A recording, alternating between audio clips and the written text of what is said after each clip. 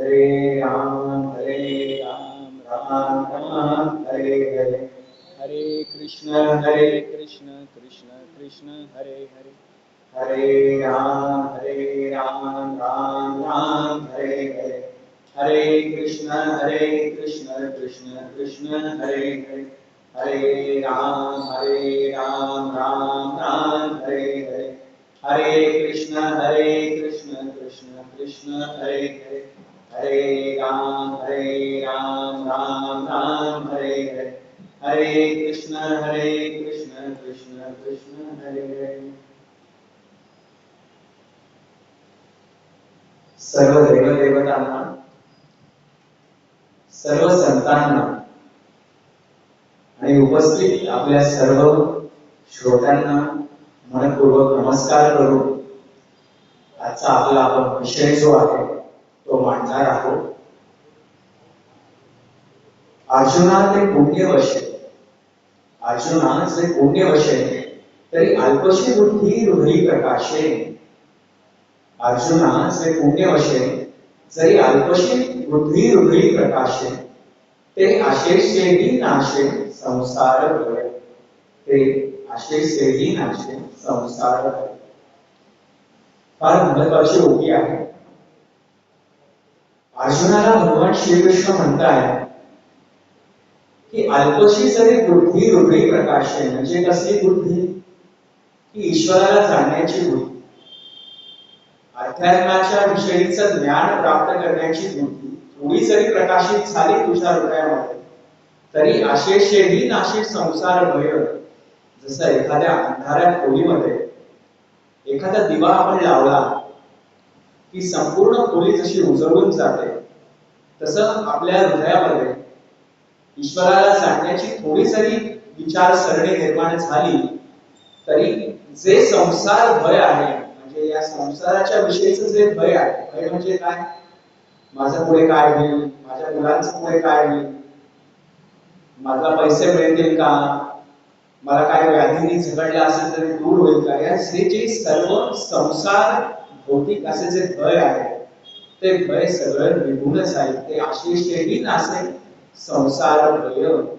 ही फार महत्वाची ओळी आहे. त्या ओळीचा जो पुढचा भाग आहे तो आपण या पूर्ण विषयामध्ये मांडणार आहोत. अथा तो जिज्ञासा हा वेदांतातील फार महत्वाचा सिद्धांत आहे. म्हणजे काय? ज्याला जिज्ञासा आहे त्यालाच हा विषय जाणता येतो. हा अध्यात्म, तत्वज्ञान, भक्ती हा विषय त्यालाच जाणता येतो ज्याच्याकडे जिज्ञासा आहे. आणि आपल्या सर्वांच्याकडे जिज्ञासा आहे म्हणून आपण इथपर्यंत आलेले आहोत.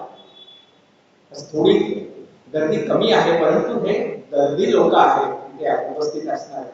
आपण सर्व ज्ञानवंत आहात, वयोवृद्ध आहात, तपोवृद्ध आहात आणि अनेक वक्त्यांचं आपण ऐकलेलं आहे. तरी उपस्थित सर्वांना मला एक विनंती अत्यंत मनापासून अशी करायची आहे की मनातले सारे विचार आणि विकल्प कृपया तुम्ही दूर करा. आपण लांबून येथे आलेलो आहोत, वेळ काढून आलेलो आहोत, मीही इतर वेळ काढून आलेलो आहोत. तरी कृपया मनामध्ये कुठलाही विचार न आणता पूर्ण लक्ष एकाग्रतेने आपण श्रवण करायचं आहे. आणि एकाग्रतेने श्रवण केल्यामुळे काय होईल? अवधान ऐकले तिचे मग सर्व सुखाची प्राप्त होईल. हे प्रतिज्ञोत्तर माझे उघड ऐका. ज्ञानेश्वर महाराजांनी सांगितलेलं आहे. एकाग्रतेने श्रवण केलं जे मी सांगितले म्हणजे ज्ञानेश्वर महाराज म्हणतात, ज्ञानेश्वर महाराज जे सांगतील ते, भगवान श्रीकृष्ण जे सांगतील ते तुम्ही लक्ष एकाग्र करून ऐकलं की मग काय होईल? सर्व सुखाची प्राप्त होईल. कोणतं सुख? जे चिरकाल टिकणारं सुख आहे. म्हणजे कोणतं सुख? क्षणिक सुख कोणतंच इंद्रियांपासून मिळणारं सुख आहे. डोळ्यांपासून, बाह्य इंद्रियांपासून, अंतर इंद्रियांपासून मिळणारं सुख क्षणिक सुख. शाश्वत चिरकाल टिकणारं सुख म्हणजे कोणतं? तर सर्वत्र सदा सम हे आपणचे अद्वैत ब्रह्म, हे संपूर्ण जाणे ब्रह्म समदृष्टीचे. सर्व खालील ब्रह्म तेथे कोठे आहे कर्मा कर्म अवघेची ब्रह्म संपूर्ण सर्वे परमात्मा. आणि आत्मोपपन्नेन समं पश्यति व अर्जुना सुखम वा यत् वा दुःखम संयोगी परमोपतः. म्हणजे काय? तर तुमच्या आणि माझ्यामध्ये ईश्वर आहे आणि सर्वत्र आपल्याला ईश्वर आहे हे कळू लागेल. आणि ईश्वर आणि भक्त ज्ञाता ज्ञेय आणि ज्ञान, ध्याता ध्यान आणि ध्येय हे सगळं एकच आहे हे जेव्हा आपल्याला अनुभवता येईल त्या वेळेलाच मग आपल्याला कळू शकेल की चिरकाल टिकणारा आनंद काय आहे. आता आपण काय करतोय, आपण भक्त आहोत आणि ईश्वरापर्यंत जाण्याचा आपण प्रयत्न करत आहोत. पण जेव्हा भक्त आणि भगवंत याच्यातला फरक जेव्हा निघून जाईल त्यावेळेचं ज्ञान तुम्हाला 100% प्राप्त होऊ शकेल असं ज्ञानेश्वर महाराज म्हणतात. म्हणून ते आधी काय म्हणतात की तुम्ही एकाग्रतेने श्रवण करा, मनामधले सगळे विचार आणि विकल्प बाजूला काढा. घरी आता काय चाललं असेल, सुरबाई काय करत असतील का, सुरबाईंनी लाडू उघडले, डबा उघडला असेल का, स्वयंपाक केला असेल का, केला नसेल का, आपल्या मुलाला काय सांगत असेल का, टीव्हीला काय कार्यक्रम लागला असेल नसेल, भाजी मिस्टर काय आणणार आहेत घरी, मला न विचारता भाजी आणतील का, काही आता मनामध्ये कृपया आणू नका. पूर्ण एकाग्रतेने हा विषय श्रवण करा. आजचा आपला विषय आहे की सद्यस्थितीमध्ये संत साहित्याची आवश्यकता. फार महत्वाचा विषय, कसा विचार केला, अत्यंत महत्वाचा विचार.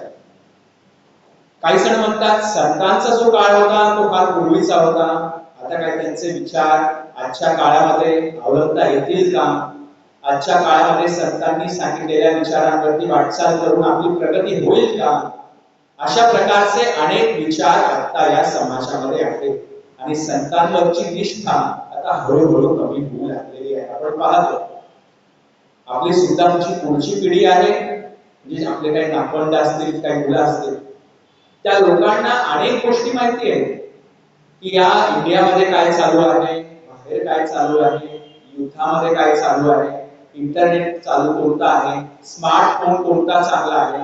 परंतु ज्ञानेश्वर महाराज कोण होते, नामदेव महाराज कोण होते, एकनाथ महाराज कोण होते, रामदास स्वामी कोण होते, तुकाराम महाराज कोण होते, हे आता ही जी माहिती आहे ती नवीन पिढीला आता हळूहळू त्याच्या विषयीचं माहिती जी आहे ती कमी पडायला लागलेली आहे.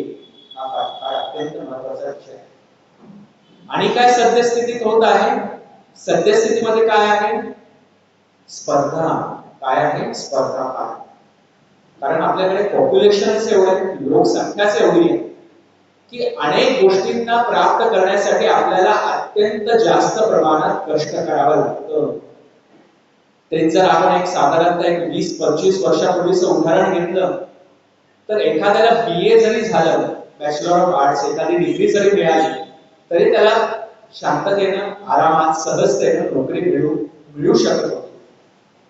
पण सद्यस्थितीत काय झालेलं आहे, कितीही डिग्री घेतली, कितीही काय शिकलं तरी नोकरी मिळणं अवघड झालेलं आहे, धंदा करणं त्याहून अवघड झालेलं आहे, शिक्षण महाग झालेलं आहे, अशा अनेक गोष्टी झालेल्या आहेत.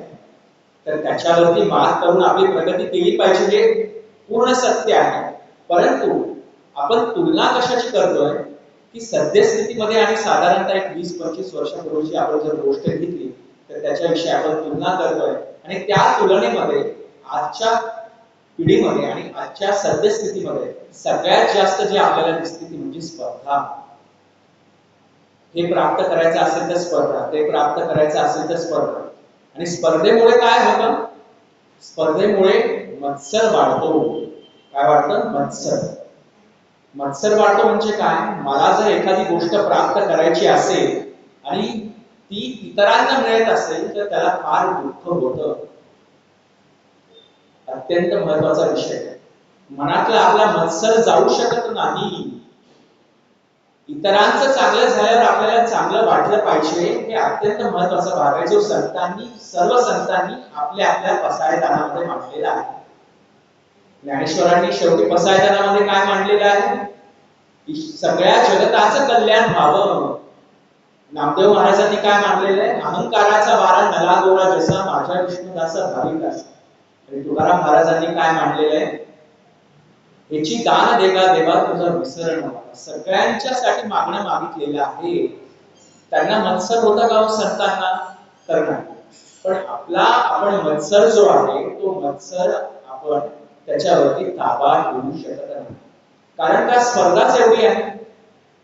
आपल्याला वाटतं मी एवढं कष्ट केलं, मला हे मिळालं पाहिजे, त्याच्याऐवजी दुसऱ्याला मिळालं, तो त्याला कॅपेबल होता का नाही.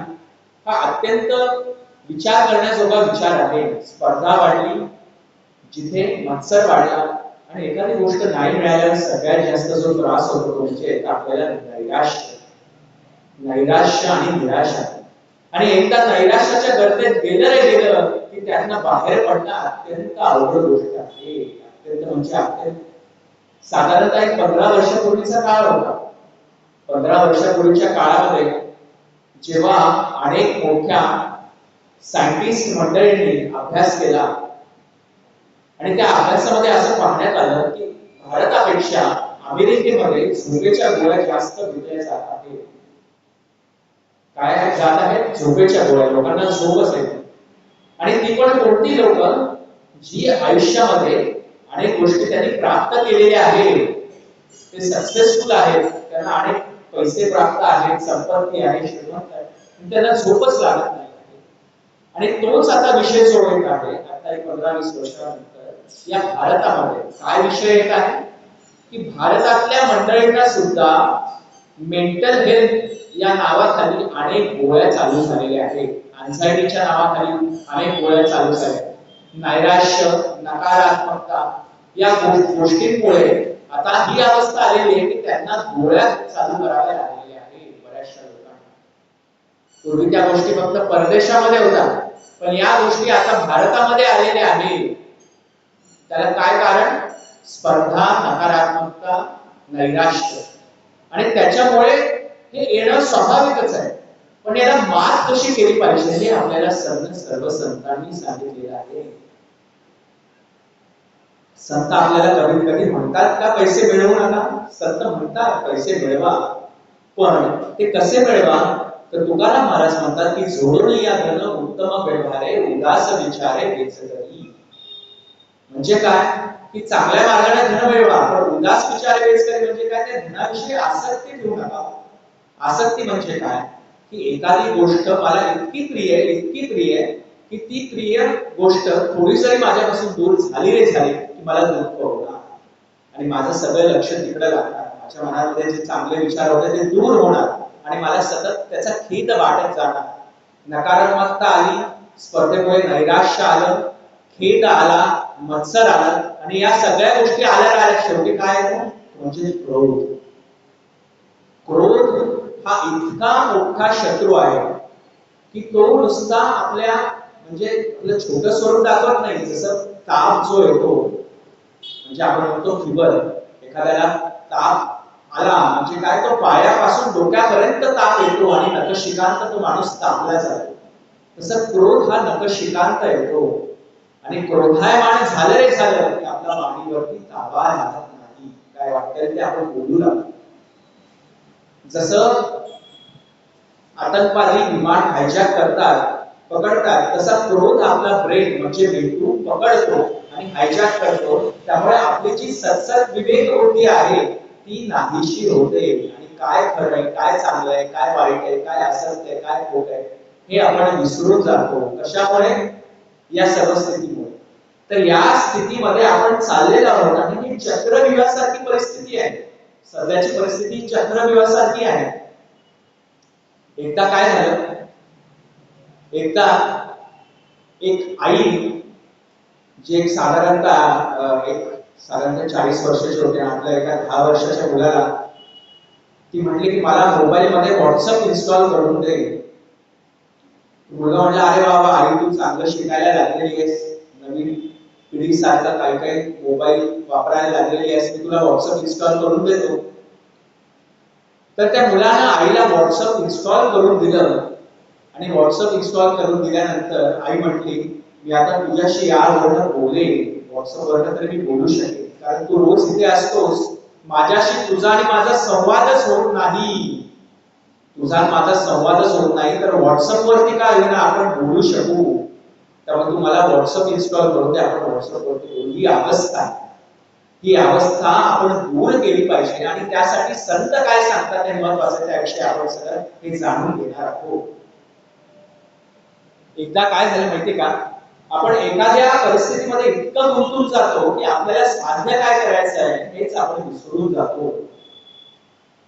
एका रेल्वे स्टेशन वरती 4 लोक बसलेली होती आणि 4ही लोकांच्याकडे सगळं सामान होतं आणि गाडीची तिसरी शिट्टी झाली आणि सगळे पळायला लागले आणि वरती 40 लोक वर चढली आणि गाडी जोरजोरात धावायला. आणि मग ते टीसी तिथे आले आणि 4 लोकांना म्हणाले की तुमची तिकीट दाखवा. तर त्या 4 लोकांपैकी दोघांनी तिकीट दाखवली आणि त्या दुसऱ्या दोघांनी तिकीट दाखवलीच नाही. टीसी म्हणले असं कसं, तुम्ही काय विना तिकीट प्रवास करताय का? मी तुम्हाला आज जेलमध्ये टाकेन, तुम्हाला पकडून ठेवेन. तर ती दोघं म्हणली तसं नाही, आम्ही खरं तर आलो होतो या दोघांना सोडवायला, पण सोडवता आम्ही चुकून या रेल्वेमध्ये चढलो आणि आम्ही विसरून गेलो की आम्ही फक्त सोडवायला आलो होतो. त्यामुळे आपण जे कार्य करत आहोत त्या कार्याकडे आपण लक्ष दिलं पाहिजे, नाहीतर आपण त्या फ्लोनुसार वागत. आत्ताच्या फ्लोनुसार म्हणजे काय? आत्ताच्या सद्यस्थितीची जी विचारसरणी चालू आहे ना, त्या विचारसरणीमध्ये आपण हरवून जाऊ. आपण जरा तरी आपण ठीक आहोत, आपल्याला पुढे जुने संस्कार आहेत, आपण अनेक गोष्टी वाचलेल्या आहेत, पण सध्याची जी पुढची जी पिढी आहे त्यांना या फ्लो मधून बाहेर काढून एक स्थैर्य देणं, एक स्टॅबिलिटी देणं ही अत्यंत महत्त्वाची गोष्ट आहे आणि ते आपल्याला सर्व संतांनी सांगितलेलं आहे. एकनाथ महाराजांची सुद्धा एक महत्त्वाचं बाब आहे. एकनाथ महाराजांनी फार महत्त्वाची एक गोष्ट आपल्याला सांगितलेली आहे की क्रोधावरती विजय मिळवा. त्यांना शांती ब्रह्म एकनाथ, क्रोधावरती विजय मिळवून दाखवा बरं. एक तास कोण आपण नाही बोललं तरी आपल्याला क्रोध काय, तो मागचा आठवून की हा आपल्याला असं बोलला, हा आपल्याला तसं बोलला, आणि समोरचा जर आपल्याला कोणी काय बोललं तर हा कोण मला बोलणार, आपण इतका त्याच्याविषयी अहंकार वाढवतो आपला आणि क्रोधामध्ये आपण सगळं आपली सळसळाट होऊन जाते आणि आपण क्रोधावरती ताबा जिंकू शकत नाही. एकनाथ महाराजांनी काय सांगितले? शांती ब्रह्म म्हणा. आपल्याला अनेक गोष्टी एकनाथांच्या माहिती आहेत की अंगावरती धुतले 108 वेळा एक केवळ त्यांच्या, आणि त्यांनी आंघोळ केली आणि त्या केवळाला माफ केलं. हातामध्ये विंचू होता, विंचू त्यांना चावत होता तरी त्या विंचाला पाण्यात बाहेर काढले आणि दूर केली. ही सुद्धा कथा आपल्याला माहिती आहे. चोर एकदा आला होता त्यांच्या घरी आणि चोर घरी आल्यानंतर ते चोराला म्हणाले की बाबा मी तुला हे घेऊन जायला बाहेर मदत करतो, तुला एवढं जड झालेलं आहे. आणि त्यांनी चोराला ती मदत केली. म्हणजे आपण काय चोराला मदत केली पाहिजे काय असं काही नाही, परंतु ती जी क्षमा जो भाव आहे तो क्षमा भाव अत्यंत महत्वाचा आहे. आपण कोणाला क्षमाच करत नाही, आपण माफ करत नाही, आपण मनामध्ये धरून बसतो. कितीतरी अशी उदाहरणं आहेत की 30 वर्ष झाली, 40 वर्ष झाली तरी आपण असा अपमान केला होता, आपण एकमेकांशी बोलणं सुद्धा टाळतो. म्हणून तुकाराम महाराज आपल्या वारंवार म्हणतात की धन्यतेची प्राणी क्षमा ज्याचे अंगी. या प्राण्याला, या मनुष्य प्राण्याला मी धन्य मानतो कोणाला? ज्याच्या अंगामध्ये क्षमा भाव आहे. एका अभंगात ते म्हणतात धन्यतेची प्राणी क्षमा ज्याचे अंगी, नभंगे प्रसंगी धैर्यबळ. कोणताही प्रसंग आला तरी धैर्यबळ सोडता कामा नये. आपण लगेच धैर्यबळ सोडतो, आपण घाबरतो आणि ओव्हर थिंकिंग करायला लागतो. म्हणजे काय? ओव्हर थिंकिंग म्हणजे काय की सद्यस्थितीमध्ये एखादी गोष्ट आपल्या मनाप्रमाणे जर घडत नसेल तर त्याच्याविषयीचे जे काही गोष्टी घडतायत पुढे, त्या ज्या घडतायत त्याच्यापेक्षाही जास्त आपण विचार करतो. ज्या गोष्टींना आपण तोंड द्यायला पाहिजे ते आपण तोंड देत नाही, पण ज्या गोष्टी मुळात घडतच नाही, अस्तित्वातच नाही, त्या या गोष्टी पुढे होतील का याचा विचार आपण करत राहतो. त्याला म्हणतात ओव्हर थिंकिंग. आणि या ओव्हर थिंकिंग मुळे आजकाल मेंटल हेल्थ म्हणजे काय की मानसिक आरोग्य अत्यंत बिघडायला लागलेलं आहे. अत्यंत बिघडायला. आजच मी सकाळी एबीपी माझावरती 2-3 बातम्या बघत होतो की नवरा बायको गेले होते कुठल्या तरी गडावरती आणि गडावरनं त्या मुलीनं त्या नवऱ्याला मारून टाकलं. त्याच्यानंतर आणखी एक बातमी होती इथेच पुण्यामध्ये खराडीमध्ये घडली की नवरा बायकोच्या वादामध्ये सिलेंडर नवऱ्यानं मारला आणि बायकोचा खून झाला. अशा अनेक बातम्या आपण रोज का बघतो? कारण सद्यस्थिती ही अशीच आहे की जी आपल्याला ही जी कर्म ही आपोआप करून घेते. त्यामुळे तशी कर्म करता कामा नये. नभंगे प्रसंगी धैर्यबळ. न म्हणे कोणाशी उत्तम वाईट महत्व वरिष्ठ नसेल. कोणाला उत्तम आणि वाईट म्हणू नका. हा श्रेष्ठ, हा कनिष्ठ, हा मोठा, हा छोटा असं काय तुम्ही म्हणू नका. सगळ्यांना समप्रमाणात मान द्या, कोणाला अंडर एस्टिमेट करू नका. म्हणजे काय की हा काहीच करू शकणार नाही असं काहीही तुम्ही सांगू नका. त्याला जर तुम्हाला मोटिवेट करता येत असेल तर करा. म्हणजे काय, त्याला जर तुम्हाला प्रोत्साहन देता येत असेल तर प्रोत्साहन द्या, पण त्याला नकारात्मक काही गोष्टी सांगू नका. अंतरी सब बाह्य सारिके निर्मळ, हृदय कोमल गंगा. गंगेसारखं पवित्र असं अंतःकरण पाहिजे. अत्यंत म्हणजे अत्यंत अवघड विषय. मनावरती ताबा हा अत्यंत अवघड गोष्ट आहे. एखादं चित्र मनासमोर आपण आणलं की ते लगेच चित्र आपल्याला डोळ्यासमोर दिसायला लागतं. आणि नाही ते विचार आपल्या मनामध्ये येतात. तर मग मन म्हणको कभी नाही जानता, मन की हजारो आके ते. मनाच्या विषयी आपण अनेक गोष्टी पूर्वी देखील ऐकलेल्या आहेत. तर मनावरती जर ताबा ठेवता येत नसेल तर काय करा, सगळ्यात सोपा मार्ग ते मन परमेश्वर चरणी अर्पण करा. म्हणजे काय करा, सतत मनात चांगले विचार ठेवा, परमेश्वराचे विचार ठेवा. जर या पाण्याच्या भांड्यामध्ये जर मला दूध ठेवायचं असेल तर आतील पाणी मला आधी दूर केलं पाहिजे, तर मी या भांड्यामध्ये दूध ठेवू शकेन. तसंच संत काय सांगतात, तुम्हाला जर मन ताब्यात ठेवायचं असेल, मनामध्ये जे येणारी नैराश्य, नकारात्मकता, मत्सर, क्रोध हे सगळं दूर करायचं असेल तर ईश्वर चरणी मन अर्पण करा. म्हणजे काय करा, राम कृष्ण हरी, जय जय राम कृष्ण हरी, राम कृष्ण हरी, जय जय राम कृष्ण हरी, जय जय राम कृष्ण हरी, जय जय राम कृष्ण हरी. आता मला सांगा, हे नामस्मरण करत असताना तुमच्या मनात काय काय विचार आले का? नाही, कारण हे मोठ्याने आपण नामस्मरण करतो. आपण मोठ्याने भांडतो, मोठ्याने नाही ते बोलतो, पण मोठ्याने नामस्मरण काय करायला आपण तयार नाही. शेजारी काय वाटते, याला काय वाटेल याचा आपण विचार करतो. नामस्मरण आपण मोठ्याने केलं पाहिजे, हे लक्षात घ्या, जेणेकरून दुसऱ्यांचं देखील पुण्य वाढेल. आपण आपल्याच पुण्याच्या विषयी विचार करून ते सगळं ठीक आहे, पण परोपकारार्थमिदं शरीरम हे अत्यंत महत्त्वाचा भाग आहे. तुम्हाला या देशासाठी, या समाजासाठी, या देवधर्मासाठी काही ना काहीतरी गोष्टी करणं भाग आहे. आणि त्या चांगल्या गोष्टी केल्यानंतर तुमचंही पुण्य वाढेल आणि तुमच्यामुळे इतरांचंही पुण्य वाढेल. हे आपण केलं पाहिजे आणि ती पुण्याई 100% काही ना काही प्रमाणात येते आणि त्याचा आपल्याला लाभ होतो. प्रत्येक कर्माचं फळ हे अव्यक्तपणे प्राप्त होत असतं लगेच आणि कालांतराने, कधी लगेच तर कधी कालांतराने त्या फळाचं त्या कर्माचं फळ आपल्याला मिळत असतं. त्यामुळे आपण कर्म केलं पाहिजे, पण कोणतं कर्म केलं पाहिजे? आपल्याला सांगितलेलं विहित कर्म. म्हणजे आपले जे आश्रम आहेत, ब्रह्मचर्याश्रम, गृहस्थ आश्रम, वानप्रस्थाश्रम, संन्यासाश्रम, या सगळ्या शास्त्राने आधारित जे काही आश्रम सांगितलेले आहेत त्यानुसार जी विहित कर्म आहेत ती कर्म केली पाहिजेत. कशी? कर्तृत्व अहंकार आणि कलाशाचा त्याग करून. कर्तृत्वाचा अहंकार म्हणजे काय? मी हे कर्म केलं, मी ते कर्म केलं, यातनं आपण बाहेर पडलं पाहिजे. तुका म्हणे काया कुरबंडी तळ्यात ठेवीन मी पाया मस्तक आहे, आणि असं जो वागे त्याच्या पायावरती मी मस्तक ठेवेन, असं संत तुकाराम महाराज म्हणतात.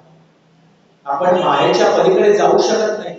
मायेने दाखवलेल्या गोष्टी आपल्याला खऱ्या वाटतात.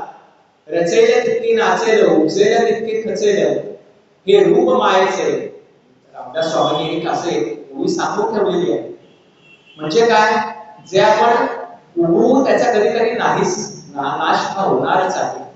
जे आपण काहीतरी रचना करून त्याचा काही ना काहीतरी नाश होणारच आहे. जसे 1940 किंवा 1800च्या शतकातील जे काही वाडे होते त्याचा आता नाश झालेला आहे आणि रिडेव्हलपमेंटला बिल्डिंग जाऊन मोठमोठ्या बिल्डिंग झालेल्या आहेत. पण त्यावेळेला ज्यांनी 1840 मध्ये जे वाडे बांधले होते त्यांना किती वाटलं होतं की माझा वाडा किती मोठा. तसंच आता सुद्धा आपल्या ज्या मोठमोठ्या आपण इमारती बांधतोय, आपल्याला आता वाटते की या इमारती फार मोठ्या आहेत, पण कालांतराने 200 वर्षांना 300 वर्षांना काय होणार, त्याचा नाश होणार आणि पुढे जाऊन कोणता आर्किटेक्चर येईल, किती काय होईल हे काही सांगता येत नाही. परवाच मी एक व्हिडिओ बघत होतो. तो व्हिडिओ होता चायना मधला. आणि तिथे एक गृहस्थ काय करत होते, ते गृहस्थ होते 22व्या मजल्यावर आणि ते दाखवत होते की त्या मजल्यावरती पूर्ण असं एक ग्राउंड आहे आणि त्या ग्राउंड वरती वेगवेगळ्या अशा इमारती आहेत. बऱ्याचशा असं सर्कलच आहे इमारतींचं. आणि त्यांनी मग काय दाखवलं, त्यांनी इमारतींवरती कॅमेरा फिरवला आपल्या व्हिडिओमध्ये आणि नंतर ते आले आणि त्यांनी दाखवलं की मी आता आहे ते 22व्या मजल्यावरती. म्हणजे एवढी प्रगती चायनामध्ये झाली. म्हणजे पहिल्या मजल्यावरती खूप साऱ्या बिल्डिंग आहेत, पण त्या बिल्डिंगच्या 22व्या मजल्यावरती पण खूप साऱ्या बिल्डिंग आहेत. असं आर्किटेक्चर आता आलेलं आहे या चायनामध्ये. ते आपल्याकडे पण पुढे होत जाणार. तर ही भौतिक प्रगती अनेक वेळेला होत राहणारच आहे. त्याची प्रगती आपण करणारच आहोत.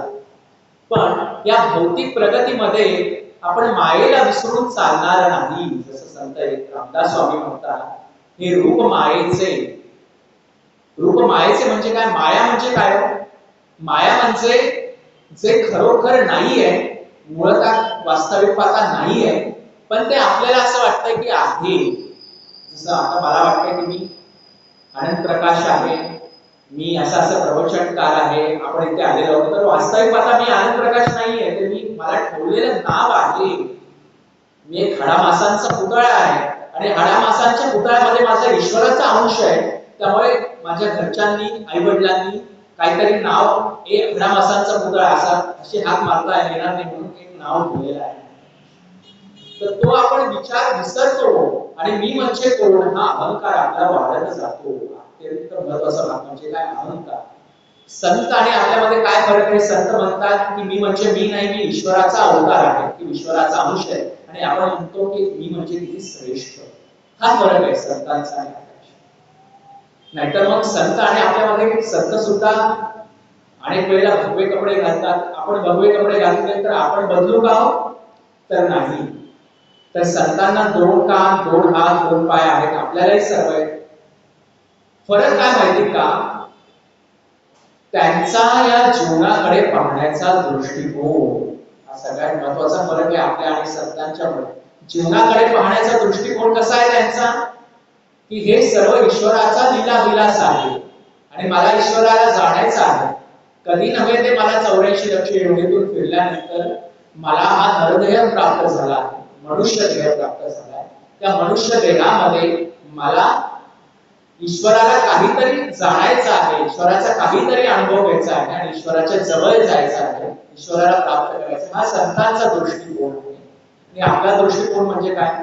की मी एक असा माणूस आहे, मी या वर्षी हे झालेला आहे, मला एवढी मुलं आहेत, मला एवढा पगार आहे, मला हे प्राप्त करायचंय, मला ते प्राप्त करायचंय, अशा सगळ्या गोष्टी आहेत. पण आपण हे विसरून जातो की जे मूळतः आपल्याला प्राप्त करायचंय ते प्राप्त करता करता इतकी वर्ष मध्ये निघून जातात, इतका काळ निघून जातो आणि आपण विसरू. आपल्याला असं वाटायला लागतं की अरे त्या वेळेला मी थोडंसं थांबलं असतं, थोडंसं शांतीने घेतलं असतं आणि थोडासा आनंद जीवाला घेतला असता तर फार आनंद झाला असता. एक फार महत्वाचं एक हिंदी असं काव्य आहे की हमको प्रगति दिखी प्रगति करने में, हमको प्रगति दिखी प्रगति करने में, उसमें हमको मिला सुकून तो हम प्रगति ही करते रह गए. हमको प्रगति में सुकून मिला, सुकून दिखा तो हम प्रगति ही करते रह गए. पण हमको सुकून मिला ठहरने में तो हम ठहर गए. म्हणजे काय? या प्रगतीच्या मागे धावत बसलं की जे प्राप्त करायचंय ते आपण प्राप्त करू शकू एखाद्या वेळेला. जसं मी आता उदाहरण दिलं, आज सुद्धा सायकियाट्रिस्टिक म्हणजे मानसशास्त्रचे जे वैद्य आहेत त्यांचे दवाखाने हे शरीरशास्त्राच्या दवाखान्यापेक्षा फार चालत आहे, फार अवघड झालेले आहे आजच्या तरुण पिढीला आणि त्याच्या पुढच्या पिढीला. म्हणजे जे 14 वर्षाचे 15 वर्षाचे जे काही लोक आहेत त्यांना हे अत्यंत अवघड झालेलं आहे मानसशास्त्र म्हणजे काय? मनाचं आरोग्य. त्यामुळेच रामदास स्वामी म्हणतात की तुम्ही काय करा माहिती का? हे मायेचं जे रूप आहे त्याला भुलू नका. आता मी म्हटलं की प्रगतीच्या ह्याच्यामध्ये मला सुकून दिसला, मी प्रगती करत गेलो. म्हणजे काय प्रगती करायची नाही का? तर करायची. पण फक्त प्रगती करत गेलो आणि जर मला झोप लागली नाही, मला मनशांती मिळाली नाही, तर काय फायदा आहे का? त्या प्रगतीचा काय फायदा आहे का? जसं माझ्याकडे सगळं आहे पण मला 2 तास झोप लागू शकत नाही, काय फायदा आहे का? नाही. माझ्याकडे घड्याळ आहे पण त्या घड्याळाचा वेळ पाहून त्या वेळेचा सदुपयोग कसा करायचा आहे जर मला माहित नसेल तर काय फायदा आहे का? नाही. माझ्याकडे मोठं घर आहे, पण त्या घरामध्ये जी नातेसंबंधी आहेत, जी नाती आहेत, तीच मला पाहता आली नाही, तर काय फायदा आहे का? तर काही फायदा नाही. त्यामुळे आपण काय केलं पाहिजे की मायेचं जरी स्वरूप आपल्याला दिसलं तर त्या मायेचा जो पडदा आहे तो आपल्याला दूर करून प्रगती ही केलीच पाहिजे, पण ती कशी केली पाहिजे? तर त्याला आपल्याला समाधान तरी प्राप्त झालं पाहिजे, हे अत्यंत महत्वाचं. ठेविले आहेत ते तैसीची राहावे आपल्याला माहिती, पण चित्ती असो द्यावे समाधान हे आपण विसरून जातो. मनामध्ये समाधान ठेवल्याशिवाय शांतता मिळणार नाही. समाधान हे अत्यंत महत्वाचं आणि ते अभ्यासानंच येतं. म्हणजे काय, तुम्हाला जे प्राप्त करायचं ते करू नका असं नाही. संत कधीच सांगत नाहीत असं की तुम्ही हे प्राप्त करू नका, ते प्राप्त करू नका.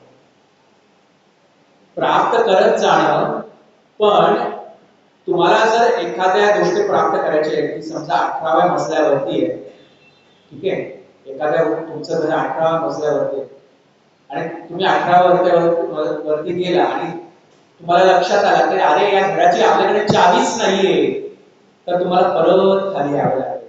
त्यामुळे तुम्ही वरती जावा 18 मजल्यापर्यंत, पण ते कसं जावा? चावी घेऊन. आणि मनशांतीची चावी घेऊन जावा. कशासाठी? जे आपल्याला समाधान देऊ शकेल. प्रगतीची आणि शांततेची आणि समाधानाची संतुलन तुम्ही बाळगा. संत काय म्हणतात? संतुलन बाळगा. आधी तेथे माती आहे आपल्याला माहिती आहे. संतुलन ठेवल्याशिवाय आपलीही प्रगती होणार नाही. भौतिक प्रगती आणि आध्यात्मिक प्रगती ही होणार नाही. नाहीतर आपल्या काही जण म्हणतात तुम्ही आम्हाला सांगता की सगळं सोडा आणि मनामध्ये जावा, तर तसं आपण काही करणार नाही. पूर्वी मायावाद आणि विदर्भवाद एक नावाचा वाद होता. म्हणजे काय? शंकराचार्याने एक मायावाद मांडला होता. म्हणजे काय? हे सगळं खोटं आहे, नश्वर आहे, असा एक वाद निर्माण झाला होता आणि लोकांना ते खरं वाटायला लागलं होतं आणि सगळी लोक जी गेली होती ती निघाली होती आणि आपलं कामधंदा सोडून वनामध्ये जायला लागली, हिमालयामध्ये जायला लागली आणि फक्त तपश्चर्या करायला लागली आणि आपली गीतधर्म त्यागायला लागली. परंतु पुढे ज्ञानेश्वर महाराजांनी एक महत्वाचा भाग मांडला की माया म्हणजे सगळं खोटं असलं तरी ते खोटं नाहीये, तर मिथ्या आहे. मिथ्या ब्रह्म सत्य आणि जगत मिथ्या. मिथ्या म्हणजे खोटं, पण खोटं कोणत्या अर्थानं? की ते साधनं बदलणार आहे. म्हणजे काय? एका जागी स्थिर नाही, तर बदलत असलेल्या गोष्टींना तुम्ही अवलंबा. पण कसं? कर्तृत्व अहंकाराने खलाशाचा त्याग करून अनासक्त वृत्तीने श्री कृष्णार्पणमस्तु म्हणून कर्म करत राहावा. म्हणजे काय होईल? त्या कर्माची विषयाची आसक्ती दूर होईल आणि कदाचित दुर्दैवाने किंवा तुमच्या नशिबाने जर काही एखादं साध्य झालं नसेल, तर होत नसेल, तर त्या साध्य न झालेल्या गोष्टीचा तुम्हाला मानसिक त्रास होणार नाही, हे आपण लक्षात घ्या. एखादी गोष्ट करायची आहे ती अशीही करायची आणि तशीही करायची आहे, पण मानसिक त्रास आपण करत ती गोष्ट केली तर मानसिक त्रास होतो तर होतोच, पण ती गोष्टी साध्य करण्याचा आपला जो प्रयत्न आहे तो प्रयत्न कमी पडतो, जे अत्यंत महत्वाचं आहे. पावावया पूर्ण ब्रह्म सांडोळी देई दोष गुण. आपल्या मनातील आपल्या अंगातील जे दोष आहेत ते दूर केले पाहिजे. कोणते दोष आहेत? तर हेच दोष. पावावया पूर्ण ब्रह्म सांडोळी देई दोष गुण. नामदेव महाराजांचा अभंग आहे.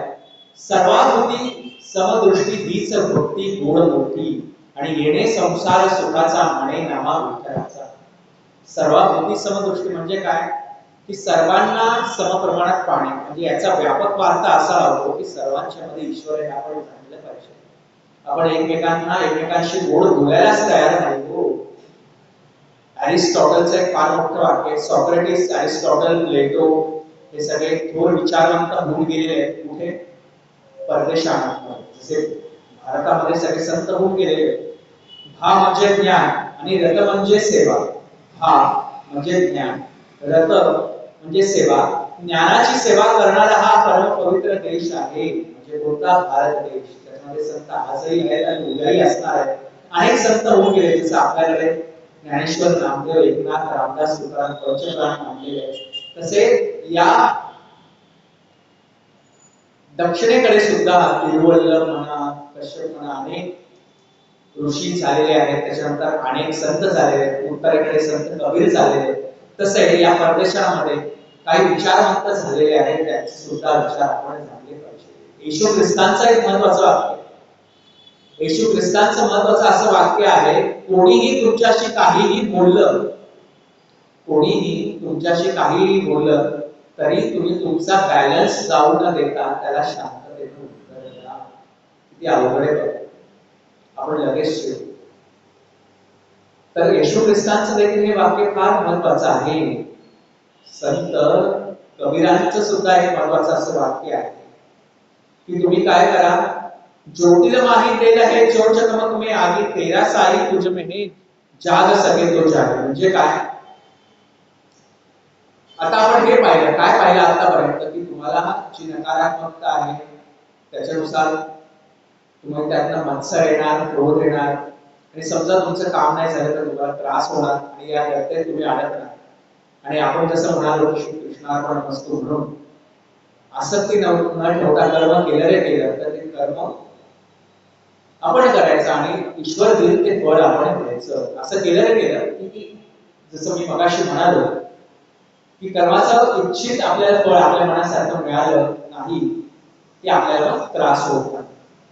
आणि मग काय होतं, आपलं अंतःकरण शुद्ध होतं आणि आपण ईश्वराशी कनेक्ट करू लागतो आणि ईश्वराला जाणू लागतो. संत कबीर हेच म्हणतात की तिळामध्ये जसं तेल असतं, गारगोटीमध्ये अग्नी असतो, पण ते एकमेकांच्यावर घसायला लागतात. तिळातल्या तेल लगेच निर्माण होतं का नाही, तर त्याच्यावरती प्रक्रिया करावी लागते. कारखान्यामध्ये तीळ एकत्र आणावे लागतात. त्याप्रमाणे तुम्हाला अथक प्रयत्न करावे लागतात, तेव्हा तुमच्या हृदयातील परमेश्वर जागृत थोडा होऊ शकतो आणि तुम्हाला मग समजू शकतं की हे भौतिक जगाचं भय जे आहे ना, भय जे आताच्या परिस्थितीमध्ये भयामुळे नैराश्य, नकारात्मकता, स्पर्धा, ओव्हर थिंकिंग, क्रोध या सगळ्या वाढलेल्या आहेत ना गोष्टी, ते या भयामुळे वाढलेले आहेत. ते हे भय हे नाहीसे होईल, हे अत्यंत महत्वाचं ही जी गोष्ट आहे. सुख एक आहे हरी आठविता, इतर जगता दुःख बघू. संत एकनाथ महाराजांचं हरीला आठवण केली रे केली की सुख आहे आणि इतर गोष्टींमध्ये दुःख आहे, पण हे प्रयत्नातनं जमणार आहे. संतांनी लिहिलेलं आहे, त्यांनी सांगितलेलं आहे, आपण ऐकतो. आज माझं प्रवचन आपण ऐकतो, पण पुढे काय, आपण सातत्यानं प्रयत्न केले तर ते होणार आहे. आणि संत आपल्याला हात जोडून हेच सांगतात की बाबांनो तुम्ही प्रयत्न करा, तुम्ही प्रयत्न करा. एकदा एक पॅगेलो नावाचा एक फार मोठा चित्रकार होता. परदेशातली एक गोष्ट आहे, पॅगेलो नावाचा एक फार मोठा चित्रकार होता आणि ते चित्रकारांच्याकडे एक मध्यवयीन महिला आली आणि ती महिला म्हणली की मला माझं चित्र काढून पाहिजे, तुम्ही माझं चित्र काढून दाखवा. तर पॅगेलो फार मोठे चित्र काढवले आणि त्यांनी काय केलं, त्या महिलेकडे पाहिलं आणि बरोबर पाहत पाहत फक्त 30 सेकंदामध्ये त्या महिलेचं चित्र काढलं. किती? 30 सेकंदामध्ये. त्या महिलेला आश्चर्य वाटलं आणि त्या महिलेला फार आनंद देखील झाला आणि ते चित्रकारांना म्हणाले की ठीक आहे की तुम्ही छान चित्र काढलं, आता मला याचे तुम्हाला किती पैसे द्यावे लागतील. तर ते पॅगेलो चित्रकार म्हणाले की याचे $30,000. $30,000 म्हणजे काय, 30,000 रुपये जवळपास आता 90 रुपये, हे साधारणतः 2,70,000 रुपये आहे इंडियाच्या भारताच्या रुपयानुसार. 30 सेकंदामध्ये एवढे पैसे द्यायचे म्हटल्यावर त्या महिलेला जरा शंका वाटली, अरे राग आला आणि म्हटलं की अहो मी चित्र छान काढले पण 30 सेकंदामध्ये राहिले, तर 30 सेकंदाचे तुम्हाला $30,000 द्यायचे, एवढं कसं काय. तर त्यावेळेला ते पॅगेलो चित्रकार म्हणाले की मला या चित्राचे पैसे 30,000 या 30 सेकंदासाठी नकोय, तर गेली 30 वर्षाची मी मेहनत करतोय, गेली 30 वर्ष मी अथक प्रयत्न करतोय आणि रोज मी त्याचा सराव करतो चित्र काढण्याचा. या 30 वर्षाच्या मेहनतीचा माझा हा परिणाम आहे की मला 30 सेकंदात $30,000 आता मला मिळू शकतात. नाहीतर मी ह्या 30 वर्षापूर्वी जर चित्र काढायला घेतलं असतं तर याचे $30,000 मला मिळाले नसते. म्हणून हे जे पैसे आहेत ते गेल्या 30 वर्षाच्या मेहनतीचे पैसे आहेत. सांगायचं तात्पर्य मंडळी असं आहे की त्या पॅगेलोला 30 वर्षांच्या मेहनतीचं फळ 30 सेकंदात जर मिळत असेल तर आपण थोडे तरी प्रयत्न आपण केले पाहिजे. आणि आपल्याला काहीही प्रयत्न न करता जर नुसतं सुख पाहिजे असेल, नुसतं शांती पाहिजे असेल, नुसतंच ईश्वर आपल्याला सहजासहजी मिळेल असं पाहिजे असेल तर ते सहजासहजी आपल्याला मिळणार नाही. आणि प्रयत्न हे अत्यंत महत्वाचं आहे. असाध्य ते साध्य करिता सायस कारण अभ्यास तुका म्हणे. आणि त्या प्रयत्नातला पहिला भाग असा की अहंकार दूर करा.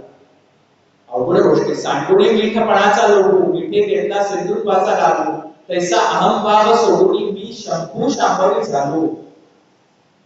मीठ जे असतं पाण्यामध्ये समुद्राच्या ते वेगळं केलं जाऊ शकतं तेव्हा पाणी वेगळं स्वच्छ होतं आणि मीठ दूर होतं. तसं मनातला अहंकार दूर झाला रे झाला की मी शंभू शांभवी झालो. म्हणजे काय माझातला जो देह आहे देहामध्ये म्हणजे माझा जो नर अंश आहे त्याला मग ईश्वराच्या अंशाशी मी एकरूप होऊ शकतो. हा अत्यंत महत्वाचा आहे. त्यामुळे अहंकार दूर केला पाहिजे. अवघड गोष्ट. अहंकार कसा दूर करायचा? सर्वाभूती समदृष्टी हीच गोष्टी हीच भक्ती गोड होती. सर्वाभूती म्हणजे सर्व भूत मात्रांमध्ये आपल्याला देव दिसू लागला रे लागला किंवा दिसूनही लागला. आपल्याला दिसायलाही समजा दिसत नसेल सुरुवातीला पण आपण कसं मानून वागण्याचा प्रयत्न केला हळूहळू हळूहळू की मग आपल्याला आपला अहंकार दूर होऊ शकेल आणि आपण सर्वसामान्यच आहोत हे आपल्याला कळू शकेल.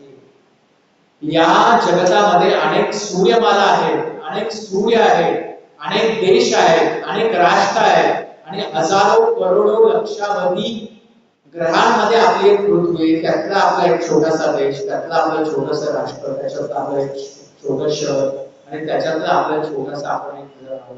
आणि आपण इतके सामान्य असतात आपण फार अहंकार बाळगून असतो. आपल्याला असामान्य बनायचं आहे हो बना. असामान्य बना आणि असामान्य बनल्यामुळेच नाव होते. असामान्य म्हणूनच कीर्ती होते. असामान्य म्हणून आता असं नाही परंतु सर्व गोष्टी तुम्ही प्राप्त करा. कधीतरी देवालाही जाण्याचा प्रयत्न करा. म्हणजे काय तुम्हाला सर्व आनंदाच्या पलीकडे ते आहे हे आपल्याला कळू शकेल. नामदेव महाराज काय म्हणतात? सर्वाभूती समदृष्टी हीच भक्ती गोड होते. येणे संसार सुखाचा म्हणे नामा विठ्ठलाचा. येणे संसार सुखाचा म्हणजे काय?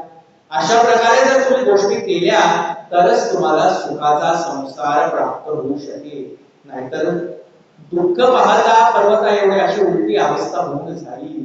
त्यामुळे आपण या दुःखामध्ये वाढवत जाऊ आणि आपल्याला सुख कधी प्राप्त होणारच नाही. ऐसी आठवण धरुणी मानसी हरी गावा मुखा दीन निशी सुख एक आहे हरी आठवण. अशी तुम्ही आठवण मनामध्ये सतत धरा. मग काय मनामध्ये अशी अवस्था तुम्ही आणली. ऐसी आठवण धरुणी मानसी हरी गावा मुखी दीन निशी. मुखातून तुम्ही नामस्मरण सतत करा. सतत नामस्मरण करा. नामस्मरण केल्याने काय होईल? मनातले वाईट विचार जातील, अहंकार जातील. एकदा असंच झालं होतं. रावणानं काय केलं होतं? सर्व ग्रहांना आपल्या पलंगाखाली उलट झोपवलेलं होतं आणि त्यांना पकडून ठेवलं होतं. आणि रावणाला झाला होता फार मोठा अहंकार की सर्व ग्रह जे या मानवी सर्व जीवनावर परिणाम करणारे जे ग्रह आहेत ते माझ्या पलंगाखाली मी ठेवलेले आहे पालते पाडून. आणि मी किती श्रेष्ठ आहे आणि ताकदवान आहे हे रावणाला झाला होता फार मोठा अहंकार. आणि त्यावेळेला तिथे देवर्षी नारद आले आणि म्हटले की तुम्ही पालत झोपवलेला आहे ग्रहांना तर ते तुम्ही त्यांना सुलट करा. उताना त्यांना झोपू द्या आणि छातीवरती तुम्ही त्यांच्या पाय द्या म्हणजे तुम्हाला फार अधिक बरं वाटेल. नारदांनी हे मुद्दामच केलं.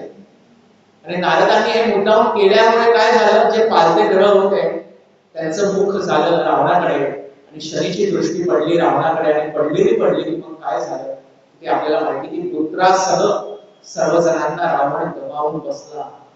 पुत्र गेलेला दिसला. पुत्राची बायको स्वतःची बायको थांबवते की बाबा रामाच्या सीतेला रामाकडे परत द्या आणि रामाला शरण जावा. तरी युद्धामध्ये वीर जो आहे तो वीर युद्ध केल्याशिवाय पुढे जात नाही आणि माझ्यासारखा श्रेष्ठ वीर नाही आणि मी सीता माझ्या जवळच ठेवणार. अहंकार रावणाला झाला पाहिजे त्याचा सर्व नाश झाला. म्हणून अहंकाराचा वारा मला गवचसा माझ्या विष्णुदासा. अहंकार आला रे आला की जसा एखादा अग्नी जरा प्रज्वलित झाला की मोठाच्या मोठा भडका होतो आणि सगळी जंगल सगळी वृक्ष नाहीशी होऊन जातात. वडवा पेटला जातो आणि बरीचशी वृक्ष जंगल निस्तनाभूत होऊन जातात. तसं आपण काय आपलं काय होतं, जरा जरी अहंकाराचा भाग निर्माण झाला रे झाला, आपल्या मनातील सात्विक विचार हे निघून जातात, सत आचार, सत विचार, सत उच्चार, सत भावना या निघून जातात आणि नराचा राक्षस झाल्याशिवाय राहत नाही. जसं मी सुरुवातीला म्हटलं, अर्जुनाचे पुण्यवशी अल्पशी बुद्धी हृदय प्रकाशित, त्या अल्पशी चांगल्या वृत्तीमुळे नराचा नारायण होऊ शकतो, पण अल्पशा अहंकारामुळे नराचा राक्षस होऊ शकतो आणि पूर्णतः नाश होऊ शकतो. त्यामुळे आपण हे जाणायचं आहे की आपल्याला पुढे काय करायचंय, नारायण बनायचंय, देवाला प्राप्त करायचंय, देवाच्या विषयी पुढे तरी जाणायचं आहे का तसंच पुढे जायचंय हे आपण जाणलं पाहिजे, याचा आपण विचार केला पाहिजे. रामदास स्वामी सुद्धा आपल्याला अनेक वेळा हेच म्हणतात की कल्याण करी राम या जनहित विबरी, कोठे जावे काय करावे आरंभ मिली गोवरी, अपराधी जन चुकतची गेले हे जन आधी तरी, कल्याण करी रामाया. रामरायांना शरण गेल्याशिवाय आपला जो भाग आहे, दुःख आहे, ते दूर होऊ शकणार नाही हे त्यांना माहिती होतं, म्हणून ते शरण गेले. आणि फक्त स्वतःच्या विषयी त्यांनी मागितलं का, तर नाही, सर्व जनतेच्या वतीने त्यांनी दुःख मांडलेलं आहे आणि दूर करण्याची विनंती केली. त्यामुळे परमेश्वराला दुःख दूर करण्यासाठीच परमेश्वराच्या पाया पडल्या पाहिजे का हो, तर नाही, तर त्याला जाणण्यासाठी परमेश्वराला शरण गेले पाहिजे. एकदा असंच झालं, एक व्यापारी देवाकडे गेला आणि म्हटला, माझ्याकडे एक म्हैस आहे, मला या म्हशीला फक्त विकायचं आहे, मला थोडेसे पैसे आहेत, या म्हशीला मी विकलं तर त्याच्यातले 90% पैसे मी तुला देईन. देवाकडे गेला आणि नवस केला की ही म्हैस माझ्याकडे विकली गेली, त्या विक्रीच्या बदल्यात मला जे पैसे आहेत त्यातले 90% पैसे मी तुझ्या मंदिराच्या साठी देईन, असं मी देवाला नवस केला. आता व्यापारी तो व्यापारीच, तो आला बाजारामध्ये आणि त्याला काय की म्हशीला म्हैस विकत घेण्यासाठी आज गर्दी. मग त्यांनी काय युक्ती लावली, त्यांनी काय केलं, त्या म्हशी बरोबर एक मांजर सुद्धा विकायला ठेवली आणि म्हटले की मांजरीची जी किंमत आहे, या म्हशीची जी किंमत आहे ती 1 रुपया आहे. म्हशीची किंमत काय, 1 रुपया. पण तुम्हाला म्हैस नुसती विकत घेता येणार नाही, तर तुम्हाला म्हशी बरोबर ही मांजर देखील विकत घ्यावी लागेल आणि या मांजरीची किंमत आहे 1 लाख रुपये. नुसती म्हैस घ्यायला गेलं तर 1 रुपये पण ती तुम्हाला मिळणार नाही, तुम्हाला मांजर घ्यावी लागेल आणि मांजरीची किंमत 1 लाख रुपये. आणि अशा प्रकारे त्याने मांजरही विकली आणि म्हैसही विकली, पण देवाच्या समोर काय दिसलं की म्हशीची किंमत 1 रुपया आहे. मग त्याने 1 रुपयातले 90 पैसे मंदिरासाठी दिले आणि देवालाच फसवायला जात आहे लोक, देवाला फसवायला जात आहेत इथपर्यंत गोष्ट. आज मंगळवार आहे, आज नॉनव्हेज नको खायला. अहो मंगळवारी काय देव डोळे उघडून बसतो आणि इतर वेळेला काय डोळे बंद करून बसतो. कोणतंही आपण जे अन्न खातो त्या अन्नाच्या सूक्ष्म रसापासून आपल्या मनातले विचार निर्माण होतात आणि ते ईश्वराला कळतात. मग आपण ईश्वराचं नामस्मरण, मंदिरात जाणं, इतर वेळेला सुद्धा का करतो, आपल्या कम्फर्ट झोन नुसार आपल्याला पाहिजे तसं, आपल्याला जसं परवडेल, आपल्याला जसं चालेल, आपण ज्याच्यामध्ये खुश आहोत त्या पद्धतीने आपण देवाची भक्ती करतो आणि आपल्याला वाटतं अहो आम्ही मानतो देवाला, आम्ही मानतो, हे करतो. तर नवस फेडणं, देवाला मानणं याच्या पलीकडे आपण गेलं पाहिजे, हे आपण जाणलं पाहिजे. आरतू, अर्थार्थी, ज्ञानी आणि जिज्ञासू हे 4 प्रकारचे भक्त मांडलेले आहेत. आरतू म्हणजे काय, आर्ततेने देवाला हाक मारणारे की बाबा हे देवा मला ह्या संसार दुःखातून दूर कर. अर्थार्थी म्हणजे काय, पैशासाठी की मला ही प्रापंचिक विवंचना आहे, आर्थिक विवंचना आहे, ती विवंचना दूर कर, ते म्हणजे अर्थार्थी. जिज्ञासू म्हणजे काय, हे भगवंता मला तुला जाणायचं म्हणून मी तुझी भक्ती करतो. आणि ज्ञानी भक्त म्हणजे काय, की ज्ञानी भक्त म्हणजे काय, मला तुझ्या विषयीचं ज्ञान आहे. म्हणजे काय, ज्ञान आहे म्हणजे काय, मला ईश्वर कसा आहे, ईश्वराच्या पर्यंत कसं जायचं, भक्ती कशी करायची हे मला माहित असणं म्हणजे ज्ञान आहे, म्हणजे मी ज्ञानी आहे असं या अध्यात्मामध्ये म्हणता येत नाही. तर अध्यात्मामध्ये ज्ञान म्हणजे कोण, ज्ञाता, ज्ञान आणि ज्ञेय. म्हणजे ज्ञाता म्हणजे काय, मी, ज्ञान म्हणजे काय, जे मला जाणायचंय, आणि ज्ञेय म्हणजे काय, ज्याला मला जाणायचं ईश्वराशी. तर मी ईश्वर आणि ईश्वराच्या विषयीचं जाणण्याचं ज्ञान हे सगळे एकरूप झाल्याशिवाय, म्हणजे या तिन्ही गोष्टी एक आहेत हे कळल्याशिवाय आणि ते घडल्याशिवाय आपण ज्ञानी नाही हे आपण समजून घ्या. नाहीतर माझा पारायण झाले, आम्ही श्रावणात हे वाचतो, अधिक मासात हे पुण्य केलं. अहो अधिक मासच काय पुण्य करण्याचा भाग आहे का? अधिक मास एक भाग आहे, पुण्य केलंच पाहिजे, पण इतर दिवशी पण पुण्य करा ना तुम्ही. इतर दिवशी पण चांगल्या गोष्टी करा ना. आपण ते विसरून जातो. आपण काय करतो की आपल्या कम्फर्ट झोन नुसार आपण अनेक गोष्टी करतो आणि आपण या फ्लो मध्ये वाहत जातो. Knowledge is a virtue. फार मोठं वाक्य आहे. सॉक्रेटिस, अरिस्टॉटल, प्लेटो ही जी परंपरा आहे परदेशातली, त्यातलं फार महत्वाचं वाक्य आहे की नॉलेज इज व्हर्च्यू. व्हर्च्यू म्हणजे काय?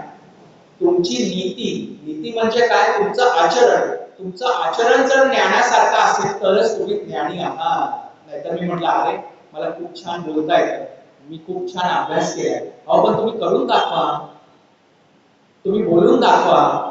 आणि तुम्हाला जर बोलता आलं तर तुम्ही ज्ञानी हो. तर नॉलेज इज व्हर्च्यू. तसं अध्यात्मामध्ये काय आहे? नुसतं ज्ञान, ईश्वराचं ज्ञान महत्वाचं नाही, तर ईश्वराला प्राप्त करण्याची जी वृत्ती आहे ती ईश्वराशी एकरूपतेनं तादात्म्य पावणं आणि भक्त आणि भगवंत याच्यातलं द्वैत भाव निघून जाणं. अद्वैत हे नाव माहिती आपल्याला. अद्वैत म्हणजे काय? द्वैत नसणं. तर कुठलं द्वैत नसणं? द्वैत म्हणजे दोन भाव, दोन वेगवेगळ्या गोष्टी. कोणत्या दोन वेगवेगळ्या गोष्टी? भक्त आणि भगवंत. याच्यातल्या जर दोन गोष्टी नाहीशा झाल्या रे झाल्या, म्हणजे तू भक्त मी भगवंत, मी भक्त तू भगवंत, या गोष्टीतला दोन भाव, द्विभाव, द्वैत जर दूर झालं, ज्या वेळेला होतं त्या वेळेला समजायचं की आपल्याला ईश्वर प्राप्ती आहे. मग काय होतं शेवटी? पूर्णतेनं शरणागती. पूर्णपणे त्याला सातत्याने शरण जायचं आणि शरण जाऊन त्याची प्रेम भक्ती करत राहणं हा अत्यंत महत्वाचा भाग आहे. म्हणूनच सर्व संत आपल्याला हेच म्हणतात.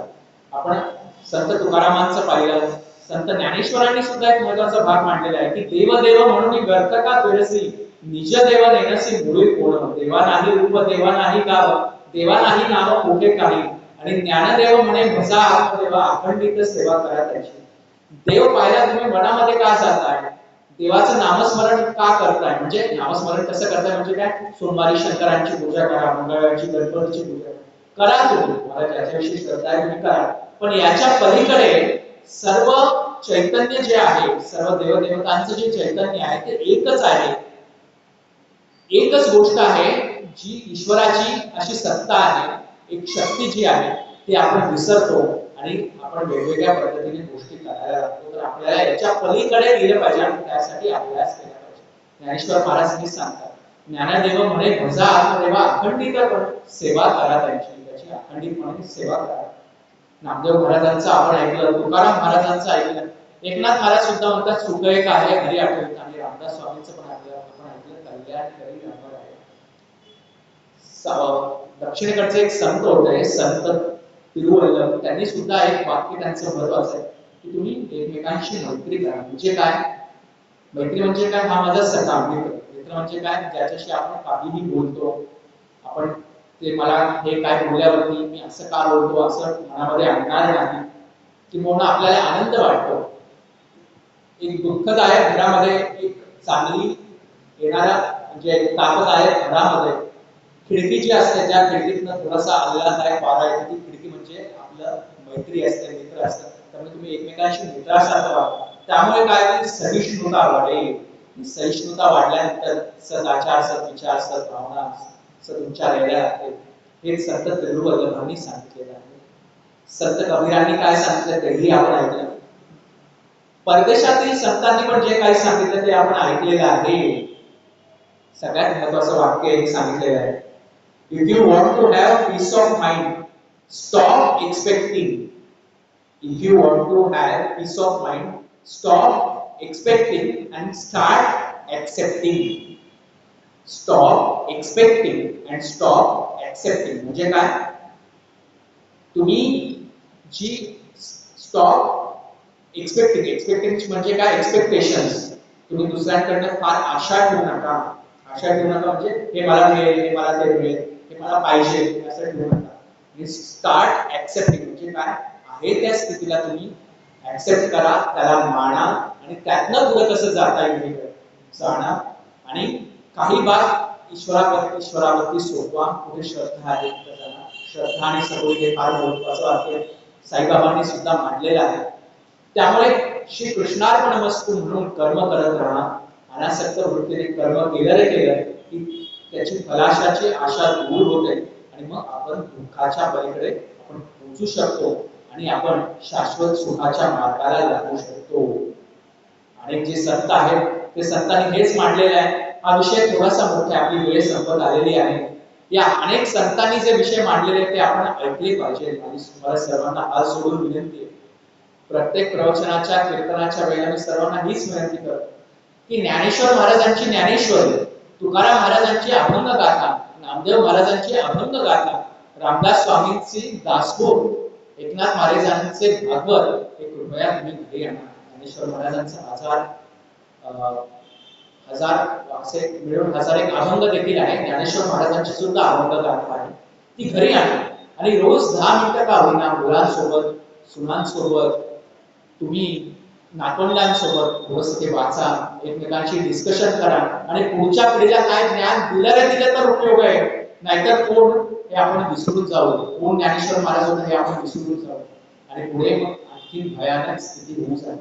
द्राक्ष संस्कृती ही परदेशांची आहे. द्राक्ष म्हणजे काय आपल्याला माहिती आहे. द्राक्षा आंबट ठेवून, पिकवट ठेवून, त्याला कुसळून कुठल्या प्रकारचं पेय बनतं हे आपल्याला माहिती आहे. द्राक्षानुसार आपण पेय आपण असं म्हणतो.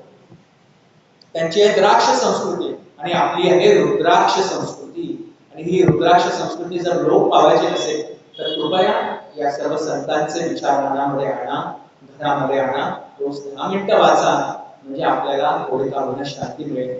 जसं अनेक संतांनी प्रसादान मांडलेलं आहे, तसंच मी एक थोडंसं संत तुकाराम महाराजांचं एक प्रसादान गाणार आहे. मी स्वतः संगीत विशारद, संगीत अलंकार असल्यामुळे त्या प्रवचनाची जी सांगता आहे ती सांगता मी ते पसायदान गाऊन करणार आहे. आपण सर्व इथे उपस्थित राहिला, आपलं आणि गीता धर्म मंडळांचं सर्वांचं मनपूर्वक आभार.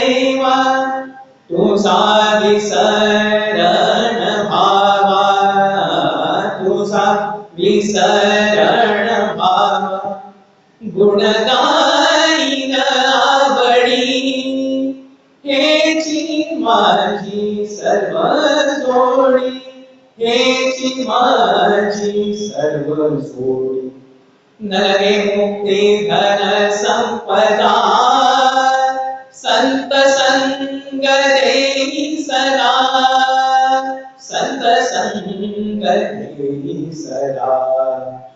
तुका म्हणे गर्भवासी, तुका म्हणे गर्भवासी, सुखे घालावे आमासी, सुखे घालावे आमासी.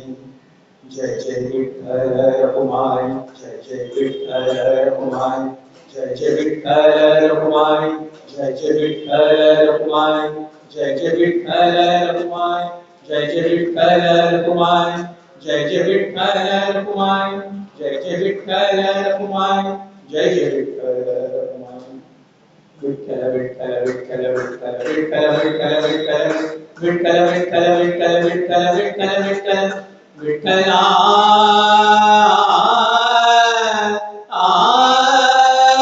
विठ्ठल विठ्ठल विठ्ठल विठ्ठल विठ्ठल विठ्ठल विठ्ठल विठ्ठल विठ्ठल विठ्ठल विठ्ठल.